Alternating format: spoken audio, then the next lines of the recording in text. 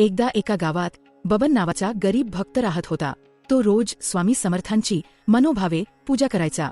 गावातले लोक त्याला चिडवायचे, अरे तुझं स्वामी काय करणार, पोट भरतं का त्यांच्या नावाने. पण बबनचा विश्वास कायम. एक दिवस बबनच्या आईचा आजार वाढला. औषधासाठी काहीच पैसा नव्हता. तो धावत स्वामींच्या समाधीपाशी गेला आणि डोळ्यातून पाणी काढून म्हणाला, स्वामी माझ्या आईला वाचवा, तुमच्याशिवाय मला दुसरं काही माहीत नाही. त्या रात्री स्वप्नात स्वामी आले आणि म्हणाले, उद्या सकाळी तुला एक अनोळखी माणूस येऊन औषध देईल. खरंच सकाळी गावात एक अनोळखी साधू आला. त्याने औषध दिलं आणि गेला. आईची तब्येत चांगली झाली. गावकऱ्यांना कळलं श्रद्धेचा चमत्कार काय असतो ते. स्वामी समर्थ म्हणाले, ज्याच्या मनात निष्ठा असेल त्याला देव कधीच सोडत नाही.